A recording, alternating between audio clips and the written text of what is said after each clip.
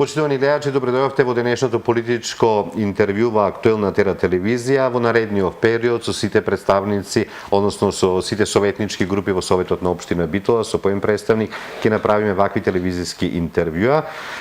Како ќе почне работата, односно како започне работата на Советот, така ќе ги следиме на нивните седници, меѓутоа и преку вакви телевизиски интервјуа ќе ги слушнеме нивните размислувања и што е она што го ветија и како ќе го исполнуваат.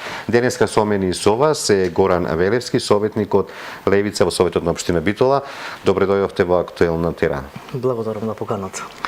Која е Левица во Битола, како и зошто се случи? Политичката партија Левица во Битола е партија која претежно се грижи за социјалната еднаквост помеѓу граѓаните. Претежно ние сме млада партија која е доста радикална. На секое поле добиваме поддршка, особено од младите, од оние радикални девојки и момци, ќе ги наречам, кои сакаат да останат во оваа татковина, во оваа Република Македонија, кои не му се приоритети да се исцелат, и поради тоа ние како политичка партија се грижиме за таа ситуација, се грижиме за една социјална еднаквост помеѓу сите граѓани, каде што ќе бидат сите на еднакво ниво, да немаме класни поделби, и мислам дека според овие наши податоци кои ги пласираме и кои ни се приоритет како отварање на прашање и дискусии за капитализмот, за империализмот, национализмот, родовата еднаквост, ни се приоритетни и мислам дека добро котираме сепак во поглед на она млада и радикална популација. Изборниот резултат на локалните избори е таков како што е, два советници, два нели советнички мандати во Советот на општина Битола. Задоволни сте со оглед на тоа што први локални избори на кои учествувате се овде во Битола? Не се баш првите беа 2016 година, али со оглед на статистичките податоци од 2016 година рейтингот на Левица е покачен за скоро 3 пати, а од претходните парламентарни избори, односно од ланската година, е околу 50%. Задоволни сме со резултатот, освоивме два советнички мандати, секогаш има простор за повеќе гласови, но сепак можам да кажам дека ние сме млади претежно. Добро, и сега реков први во смисла на тоа многу поорганизирано и поприсутно настапивте нели во оваа предизборна кампања. Да, така, тоа сакав јас да кажам. Бевме малце повеќе едуцирани, значи имавме и препознатливи за прв пат во јавноста. Точно, да. Имавме добра теренска активност, имавме средби во руралните средини каде што бевме добро пречекани, поради тоа што ние сме политичка партија која сепак е нова, немаме ни една црна дамка со нови лица. Луѓето го сакаат тоа моментално да го видат. Од изборниот резултат, од бројот на освоени гласови, кога правите споредба со други политички субјекти, далеку поприсутни на оваа сцена, како тоа ви изгледа? Па видете, ние освоивме околу 3000 гласа. Значи, со оглед на тоа дека Левица е единствената најбрзо растечка партија во локалните ограници на ниво на Македонија, сепак сме задоволни од резултатот, отколку од другите политички партии. Кога спомнувам за другите, зборувам за поголемите политички партии кои растот веќе му е во подем, значи тие паѓаат минимално. Да, го мислите и на СДСМ и на ВМРО-ДПМН. На СДСМ и на ВМРО-ДПМН и на нивните коалициони партнери кои сепак изгледа немаат храброст да настапат самостојно на локални, а камоли на парламентарни избори. Тие тежат нешто 200 до 300 гласа.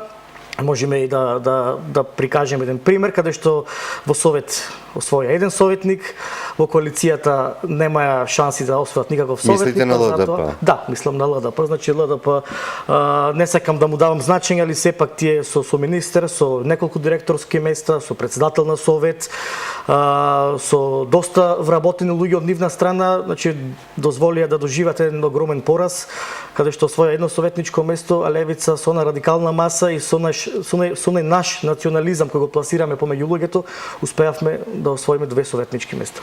Дадовте поддршка на независна група, односно поддржавте Габриела Илиевска како претседател на Советот на општина Битола, некои пак тоа го толкуваат дека дадовте поддршка на ВМРО-ДПМН, односно на мнозинството на главна партија во тоа ново мнозинство во Советот.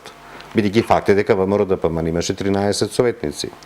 Така, поддршката што ја дадовме за независната листа на Поинаку, односно за новиот председател на Совет Габриела Илиевска, не значи дека сме во некаква коалиција со ВМРО-ДПМН. Сакаме само да направиме на реконструкција во Советот, каде што ќе му дадеме предност на и оние независни. Досега било двете особено политички партии кои имаа мнозинство си ставаја свој председател на Совет. Ние како левица ќе се бориме против тој бипартизам и затоа ја дадовме поддршката на Габриела.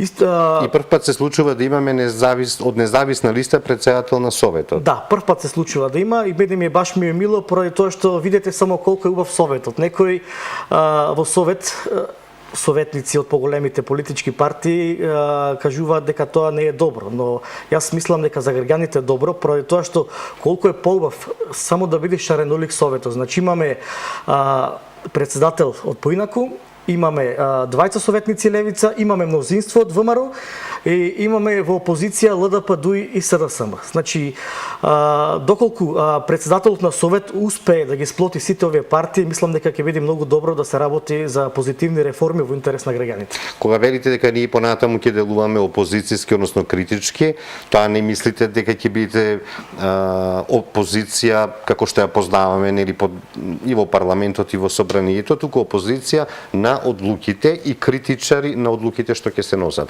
Претпоставам дека така сакате тоа да го објасните. Да, сите одлуки кои ќе бидат закочени во предлог законите или во процесот кој што треба да бидат позитивни во контекст на граѓаните, ние ќе ги критикуваме и ќе делуваме како еден глас на народот однатре, значи поради тоа што сега постојат неколку механизми каде што седниците одат онлайн.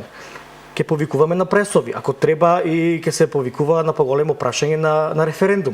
Само за да биде во интерес на граѓаните. Кога зборуваме дека сме критички настроени, ние секој добар предлог ќе го поддржиме и ќе го гласаме без разлика од дали бил пласиран од опозицијата, од ЛДП и од ДУИ. А доколку не е добар предлогот и доколку како што постоеше досега бипартизам во Советот, дека сака нешто да се протне низ иглени души со некоја си поддршка, тоа ќе го истакнеме јавно и ќе биде јавно критикување, дали било од поинаку или од партијата која има мнозинство и ќе го пренесеме во јавност. Сега ќе биде поделбата на јавните предпријатија, училиштата, градинките, очекувате нешто?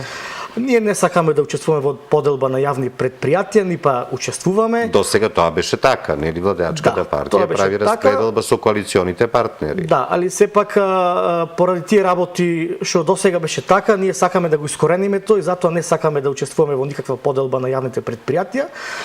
Кога зборуваме за училиштата, доста е битно ова што беше последно актуелно со реформите во образованието, значи потребно е прво што треба се направи е да се обезбедат услови за децата кои учат, поради тоа што во некои села, во некои рурални средини се уште имаме огрев на дрва, имаме оштетени покриви кои буквално се слева вода низ подот.